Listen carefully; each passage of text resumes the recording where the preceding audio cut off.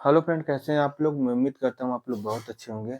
देखिए जो UPPSC staff nurse का है, उसका कल ही 28 तारीख को आ गया था मेंस के लिए कि फॉर्म अप्लाई करने के लिए कब तक इसके अप्लाई होंगे और इसका डॉक्यूमेंट कैसे जमा करना है और क्या-क्या डॉक्यूमेंट लगेंगे। पूरा इसमें हम लोग डिस्कस करेंगे डेट के वाइज़ और 1-2 कमेंट्स आए थे, उनके भी इसमें जवाब हैं। वो भी अपना देख लेंगे। मैं उनका इसमें जवाब नोट नोट किया हूँ। बाकी जितने भी कमेंट्स आते हैं मैं उसको नोट करता हूँ। जो चीज़ पता होता है मैं वीडियो में उसको ज़रूर बता देता हूँ। देखिए हमारा टारगेट है कि जब आप लोग ज्वाइनिंग करने जाएँ तो दोबारा आपको डीवी के लिए ना बुलाया जाए। एक बार गए डॉक्यूमेंट पटक दिए, पूरा फाइनल हो जाना चाहिए। मेरा यही टारगेट है कि आपको बार-बार परेशान होने की ज़रूरत ना हो। और मैं जो बताता हूँ आप लोगों को कुछ ऐसे डॉक्यूमेंट एक्स्ट्रा बताता हूँ जो कभी भी उसकी ज़रूरत पड़ सकती है। कमेंट में आते हैं सर आप गलत बताते हैं, वो आपका इश्यू, आप उसको बोल सकते हैं। लेकिन मेरा टास्क होता है कि आपको अधिक से अधिक चीज़ बता दिया जाए ताकि आप पहले से माइंडली प्रिपेयर्ड रहें, उसको बना के रेडी करके रखें, ताकि कभी भी आयोग माँगे आप उसको ले जाके पकड़ा दें कि ये मेरा डॉक्यूमेंट है, आप देख लीजिए।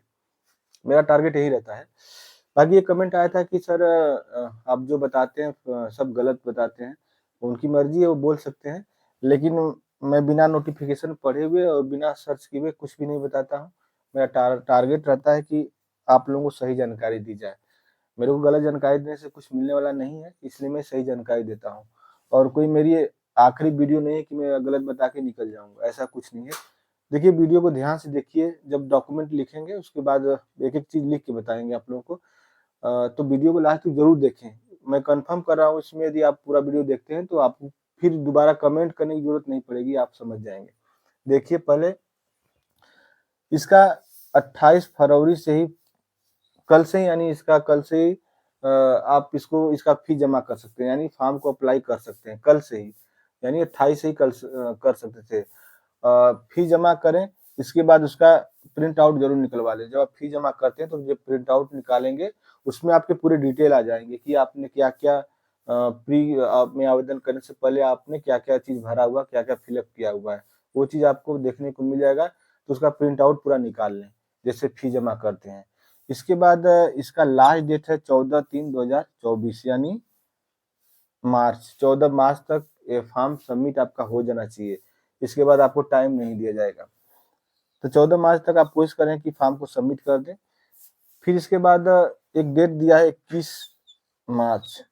21 मार्च तक आयोग तक आपके हार्ड कॉपी पहुँच जानी चाहिए। देखिए आपके जो हार्ड कॉपी है, यानी जब आप फॉर्म को अप्लाई करेंगे, फी जमा करेंगे, इसका प्रिंट आउट निकालेंगे, तो आयोग तक आपको उसको पहुँचने में 21 तारीख तक, 21 मार्च तक आपका डॉक्यूमेंट आयोग तक पहुँच जाना चाहिए, इसका हार्ड कॉपी। मैं पिछली वीडियो में बताया था कि इसका डॉक्यूमेंट हार्ड कॉपी जाएगा, आयोग में जमा करना होगा। उसमें भी कुछ लोग को कमेंट आए थे, लेकिन देखिए कुछ पता होता है तभी बताया जाता है। आयोग तक ये आपका हार्ड कॉपी जाना चाहिए। अब इसको कैसे आप पहुँचाएँगे वहाँ तक? स्पीड पोस्ट के माध्यम से पहुँचाएँ या बाय हैंड जमा करें। ये आपके ऊपर डिपेंड कर रहा है कि आपको कैसे अच्छा रहेगा, वैसे आप करें। लेकिन ध्यान रखें कि ये आपका जो डॉक्यूमेंट आप भेज रहे हैं, वो 21 तक आपके पहुँच जाना चाहिए। 21 मार्च तक आपके डॉक्यूमेंट आयोग तक पहुँच जाना चाहिए। इतना आपका ध्यान रखिए। यदि 21 तक आपका डॉक्यूमेंट नहीं पहुँचता है, इसके ज़िम्मेदार आप होंगे, आयोग सीधे आपको आपका अभ्यर्थन निरस्त कर देगा। उसके हाथ में पावर है, इसको निरस्त कर सकता है। तो आप 21 तारीख तक डॉक्यूमेंट पहुँचाएँ, चाहे स्पीड पोस्ट के माध्यम से पहुँचाएँ, चाहे बाय हैंड पहुँचाएँ। देखिए मेरा मानना है, मेरा ओपिनियन यदि आप चाहें तो मैं आपको ही बताऊँगा कि आप कोशिश करें कि बाय हैंड पहुँचाएँ, ताकि आपको कॉन्फिडेंस रहेगा कि मैंने अपने डॉक्यूमेंट पहुँचा दिए हैं, मेरा सब कुछ चेक हो गया है। तो कोशिश करें बाई हैंड के लिए। बाकी आप ज़्यादा दूर से हैं तो आप अपने डॉक्यूमेंट को बहुत जल्दी सबमिट कराएँ। यानी आज 29 है, आज आप करा दें सबमिट और 1-2 दिन के अंदर आपको बाय डाक उसको पोस्ट कर दें। 2021 में क्या हुआ था, 2021 में जब ये भर्ती आई थी स्टाफ नर्स की, उस समय क्या हुआ था कि लोग डॉक्यूमेंट बाय पोस्ट भेज दिए थे। लेकिन उन्हें क्या हुआ, थोड़ा-सा डाउट हो गया कि मेरा पहुँचेगा कि नहीं पहुँचेगा। फिर उन लोगों ने बाय हैंड भी ले आके जमा किए थे। कुछ के डॉक्यूमेंट पहुँच गए थे, बाय हैंड भी जमा किए। कुछ ऐसे लोग थे जिनके डॉक्यूमेंट नहीं पहुँचे थे, तो वो बाय हैंड वहाँ पे जाकर दिए थे। उसमें डेट भी बढ़ा दिया गया, डेट डेट बढ़ाने का माँग किया गया था, तो वो डेट भी बढ़ाया गया था। तो कोशिश करें बाय हैंड का, यदि आप सूटेबल होता है तो बाय हैंड जमा कर दें। देखिए, एक कमेंट्स कल आया था कि सर मैंने अपना जो प्री भरा था, उसमें मैंने एक्सपीरियंस में नो नो नो को टिक करा दिया था। इसमें चिंता करने की कोई बात नहीं, मैं आप ही के कमेंट का जवाब दे रहा हूँ यहाँ पे। देखिए, जब आपने फॉर्म को अप्लाई किया था प्री में, इसके बाद प्री से पहले उसमें यदि नो किए किए हैं तो आपको एक मौका मिलेगा। फॉर्म को आप एक बार संशोधन करवा सकते हैं। कब करवाएंगे? ये 14 के बाद, 14 मार्च के बाद पोर्टल पे आपका खुलेगा फॉर्म संशोधन के लिए। उसमें टाइम दिया जाएगा कि 2-4 दिन या 10 दिन, 10 दिन तो नहीं मिलेगा आपको, 2-4 दिन का मौका मिलेगा, जिसमें आप एक बार, आप इतना याद रखें, आप सिर्फ एक बार ही संशोधन करवा सकते हैं। तो जो मेरी बहन सिस्टर थी, उन्होंने क्या है कमेंट की थी, सर मैंने नो कर दिया है, तो आप अपना एक बार संशोधन करवाएंगी। उसमें जो भी त्रुटियां होंगी पहले आप नोट करें, उसके बाद जाएं साइबर कैफे में जाके वहां से अपना संशोधन करवा लें। आपका ये रिप्लाई यहाँ से मिल गया। देखिए, बात करेंगे डॉक्यूमेंट्स में क्या क्या डॉक्यूमेंट आपको लेके सबमिट करने पड़ेंगे और आपको बाय हैंड लेके जाने पड़ेंगे। पहले आपको पता है हाई स्कूल का होना चाहिए, हाई स्कूल, इसका मार्कशीट और सनद। इसका मार्कशीट सनद हो गया, इंटर का हो गया सेम, इंटर का सेम हो गया मार्कशीट और सनद। हाई स्कूल इंटर हो गया, इसके बाद आपको चाहिए नर्सिंग का, BSc nursing oblique post BSc nursing चाहिए आपका, कुछ भी इसमें है। इसके बाद जीएनएम, यदि आप जीएनएम किए तो जीएनएम का है। ये सारे डॉक्यूमेंट आपके पास होने चाहिए। BSc nursing, post BSc nursing और जीएनएम के जो डॉक्यूमेंट है, ये आपके पास डॉक्यूमेंट होने चाहिए। चौथा नंबर पे आएगा आपका निवास प्रमाण पत्र। देखिए, कमेंट आए थे कि सर निवास प्रमाण पत्र डॉक्यूमेंट वेरिफिकेशन के समय जरूरत पड़ता है। हम बताए थे कि नहीं पड़ता है, पहले पड़ता है। तो ये निवास प्रमाण पत्र नोटिस में दिया है कि आपका अनिवार्य है।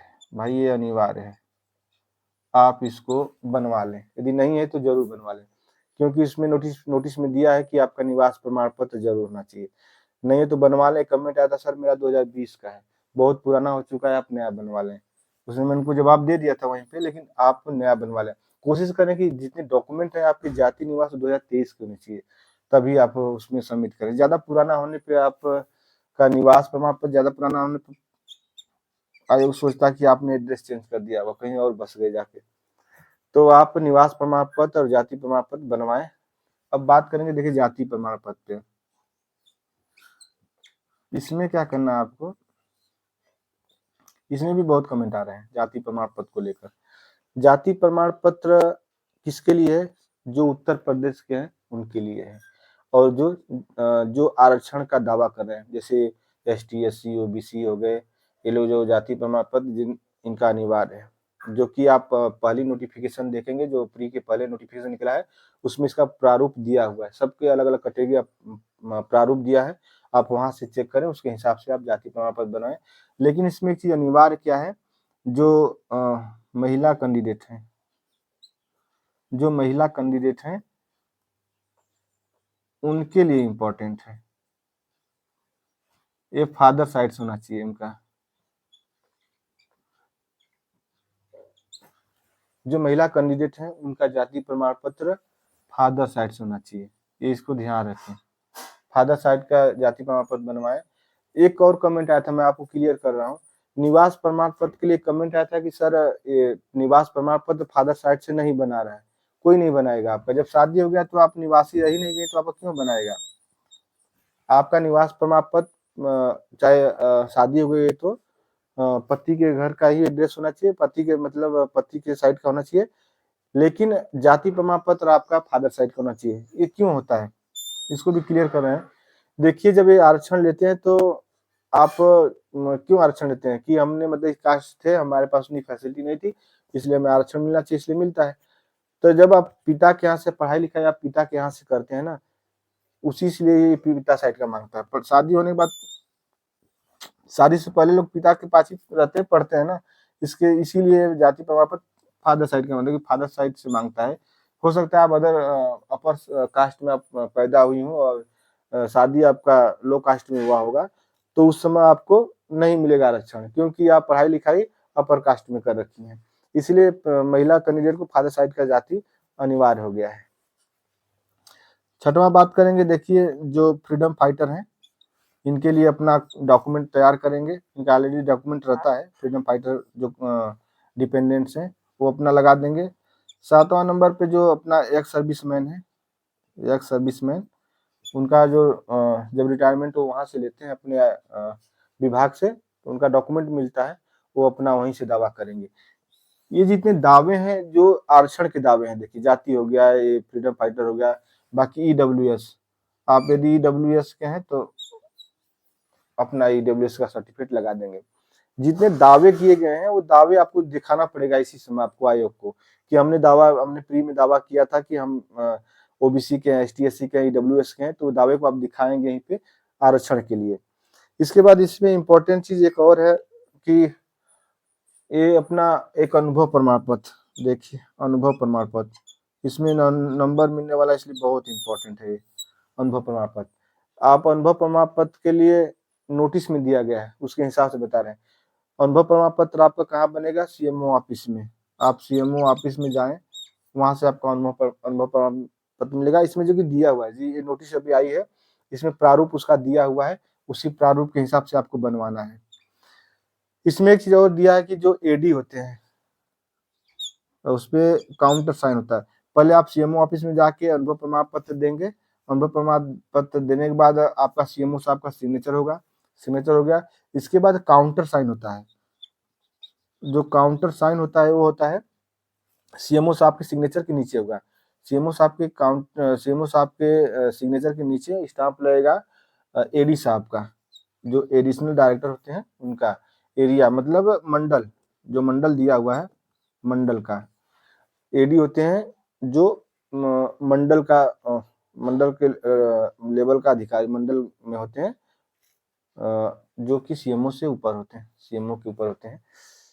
तो इनसे आपको काउंटर साइन करवाना पड़ेगा, नोटिस में दिया हुआ है। पहले ऐसा नहीं था, लेकिन इसमें दिया हुआ है, ये अनिवार्य हो गया है, आपको कराना पड़ेगा। पहले आप क्या करेंगे, अनुभव प्रमाण पत्र बनवाएंगे सीएमओ ऑफिस से, वहीं पे जो बाबू बैठते हैं, अपना एनएचएम के बाबू बैठते हैं, आप उनसे पूछ लेंगे कि सर हमें ये नोटिस में ऐसे दिया हुआ है कि आप एडी साहब से सिग्नेचर कराएं, काउंटर साइन कराएं। वहीं आपको बता देंगे कि यहीं पे रख दीजिए, मैं करा दूंगा, या वो बताएंगे लोकेशन की साहब कहाँ पे बैठते हैं, आप वहां पे जाके बाई हैंड भी सिग्नेचर करवा सकते हैं। ये अनुभव प्रमाण पत्र वालों के लिए बहुत जरूरी है, इसका ध्यान रखेंगे। बाकी जाति प्रमाण पत्र वाले ध्यान रखेंगे कि महिला जो है वो फादर साइड का बनवा लेंगी। बाकी सारे डॉक्यूमेंट तो आप लोगों के पास अवेलेबल होंगे। बाकी मैंने कुछ आपको बताया था पिछले वीडियो में कि और क्या क्या डॉक्यूमेंट चाहिए। बाकी जो आधार कार्ड वगैरह हो गया, बाकी जो प्रिंट आउट है आपका, प्री से पहले का प्रिंट आउट है, और इसके बाद जो आपका रिजल्ट निकला हुआ, रिजल्ट शीट में आपका जो रोल नंबर है उसका फोटो कॉपी, ये सब आप लोग अपने पास रखें, जब जरूरत पड़ेगी तो आप दे सकते हैं। बाकी वीडियो अच्छी लगी तो चैनल को सब्सक्राइब करें, लाइक करें, शेयर करें। Thank you.